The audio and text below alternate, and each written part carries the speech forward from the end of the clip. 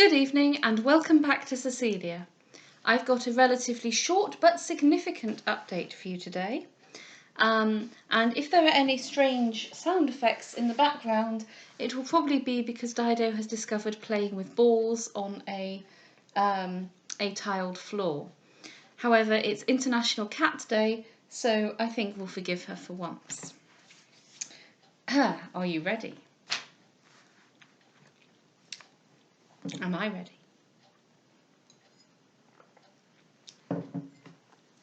Chapter 3. An Incident. The spirits of Cecilia, however, internally failed her. She considered her separation from Delvile to be now, in all probability, for life, since she saw that no struggle either of interest, inclination, or health could bend him from his purpose. His mother, too, seemed to regard his name and his existence as equally valuable, and the scruples of his father she was certain would be still more insurmountable. Her own pride, excited by theirs, made her indeed with more anger than sorrow see this general consent to abandon her. But pride and anger both failed when she considered the situation of his health. Sorrow there took the lead, and admitted no partner. It represented him to her not only as lost to herself, but to the world.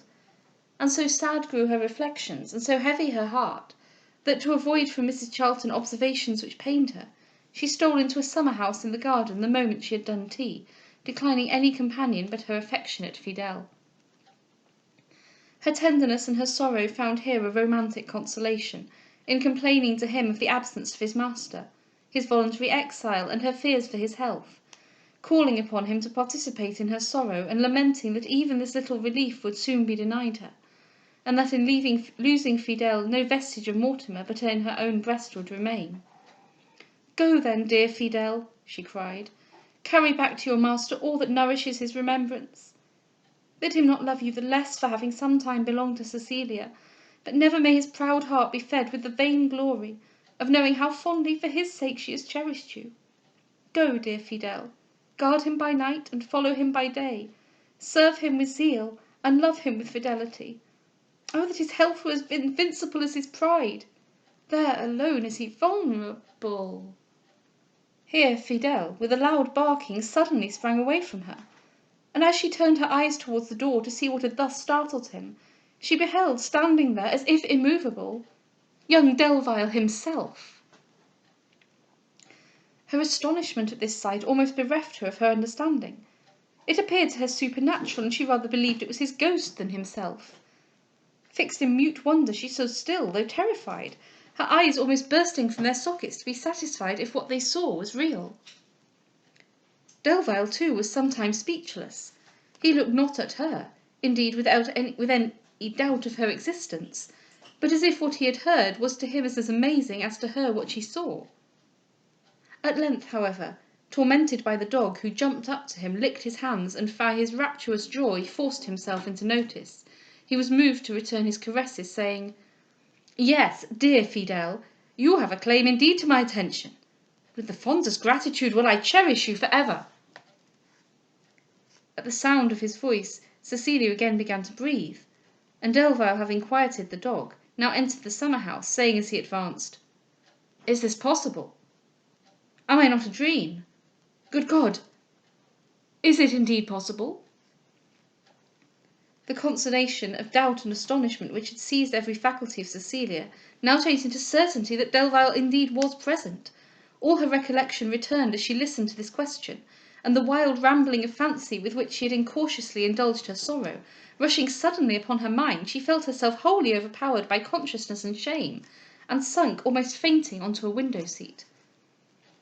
Delvile instantly flew to her, penetrated with gratitude and filled with wonder and delight, which, however internally combated by sensations less pleasant, were too potent for control, and he poured forth at her feet the most passionate acknowledgments.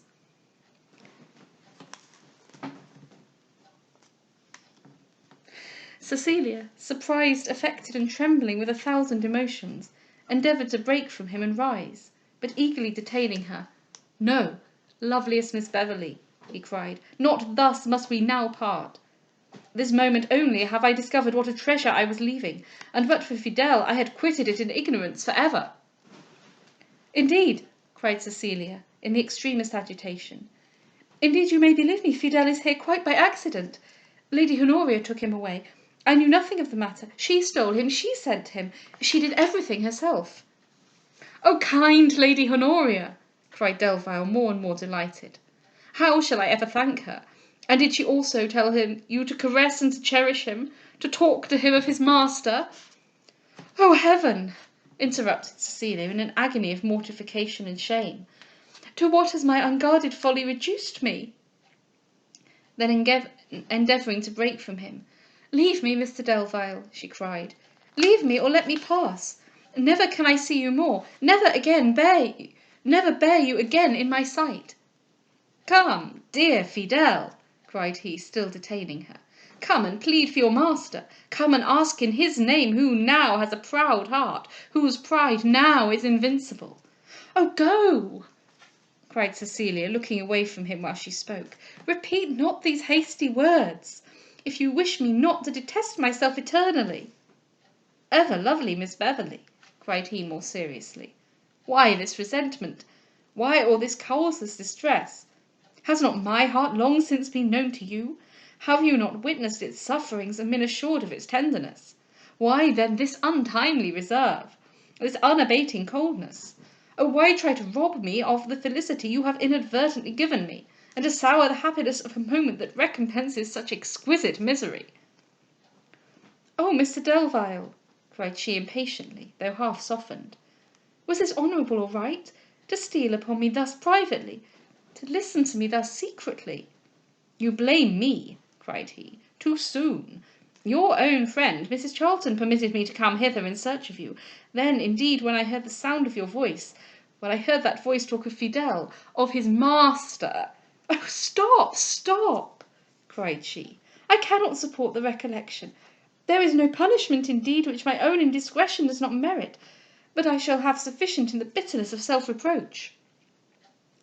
"Why will you talk thus, my beloved Miss Beverley? What have you done, what, let me ask, have I done, that such infinite disgrace and depression should follow this little sensibility to a passion so fervent? Does it not render you more dear to me than ever? Does it not add new life, new vigour to the devotion by which I am bound to you?" "No, no," cried the mortified Cecilia, who from the moment she found herself betrayed believed herself to be lost. "Far other is the effect it will have, and the same mad folly by which I am ruined in my own esteem will ruin me in yours. I cannot endure to think of it. Why will you persist in detaining me? You have filled me with anguish and mortification. You have taught me the bitterest of lessons, that of hating and condemning myself." "Good heaven!" cried he, much hurt, "what strange apprehensions thus terrify you? Are you with me less safe than with yourself? Is it my honour you doubt? Is it my integrity you fear? Surely I cannot be so little known to you, and to make protestations now would but give a new alarm to a delicacy already too agitated.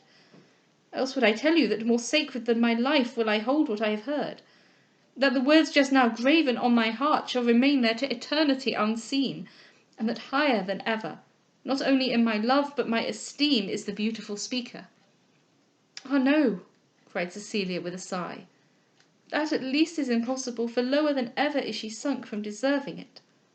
"No," cried he with fervour, "she is raised, she is exalted.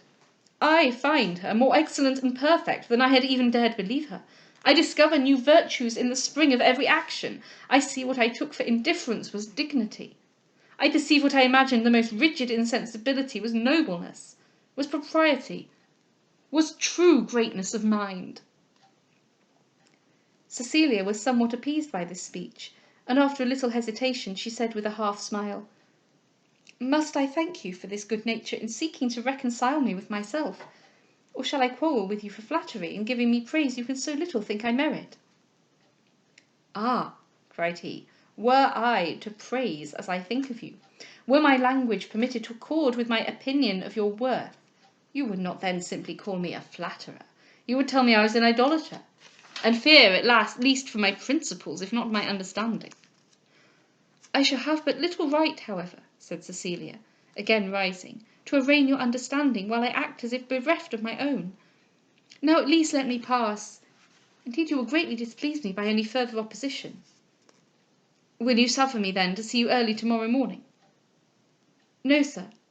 Nor the next morning, nor the morning after that. This meeting has been wrong. Another would be worse. In this I have accusation enough for folly. In another the charge would be far more heavy. Does Miss Beverley then, cried he gravely, think me capable of desiring to see her for mere selfish gratification? Of intending to trifle either with her time or her feelings? No, the conference I desire will be important and decisive. This night I shall devote solely to deliberation, tomorrow shall be given to action. Without some thinking, I dare venture at no plan. I presume not to communicate to you the various interests that divide me, but the result of them all I can take no denial to your hearing. Cecilia, who felt when thus stated the justice of his request, now opposed it no longer, but insisted upon his instantly departing. True, cried he, I must go. The longer I stay, the more I am fascinated, and the weaker are those reasoning powers of which I now want the strongest exertion. He then repeated his professions of eternal regard, besought her that not to regret the happiness she had given him, and after disobeying her injunctions of going till she was seriously displeased, he only stayed to obtain her pardon and permission to be early the next morning, and then, though still slowly and reluctantly, he left her. Scarce was Cecilia again alone, but the whole of what had passed seemed a vision of her imagination. That Delvile should be at Bury, that he should visit her at Mrs Charlton's, surprise her by herself, and discover her most secret thoughts, appeared so strange and so incredible, that, occupied rather by wonder than thinking, she continued almost motionless in the place where he had left her, till Mrs Charlton sent to request that she would return to the house. She then inquired if anybody was with her, and being answered in the negative, obeyed the summons. Mrs Charlton, with a smile of much meaning, hoped she had had a pleasant walk, but Cecilia seriously remonstrated on the dangerous imprudence she had committed in suffering her to be so unguardedly surprised. Mrs Charlton, however, more anxious for her future and solid happiness than for her present apprehensions and delicacy, repented not the step she had taken, and when she gathered from Cecilia the substance of what had passed, unmindful of the expostulations which accompanied it, she thought with exultation that the sudden meeting she had permitted would now, by making known to each other their mutual affection, determine them to defer no longer a union upon which their mutual peace of mind so much depended.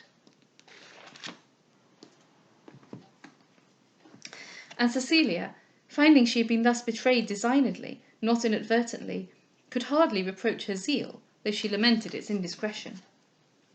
She then asked by what means he had obtained admission, and made himself known, and heard that he had inquired at the door for Miss Beverley, and having sent in his name, was shown into the parlour, where Mrs Charlton, much pleased with his appearance, had suddenly conceived the little plan which she had executed, of contriving a surprise for Cecilia, from which she rationally expected the very consequences that ensued, though the immediate means she had not conjectured.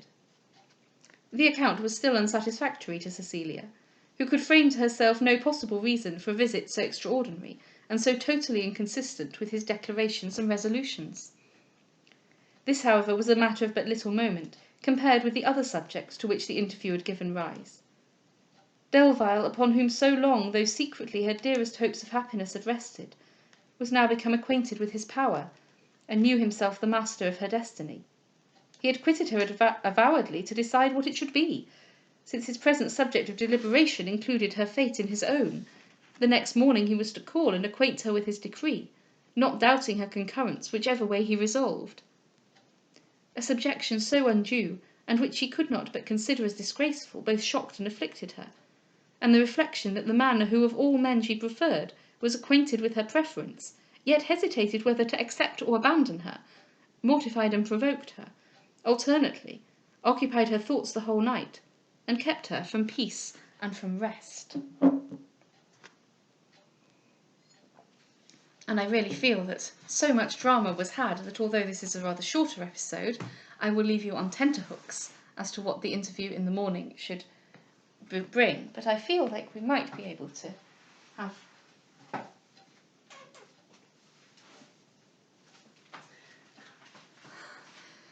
we do not have a Fidel, but I have captured a Dido who doesn't particularly like being held much.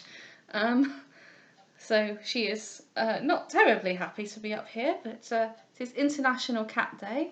Smile for the camera, Void. No, that's not going to happen. Never mind.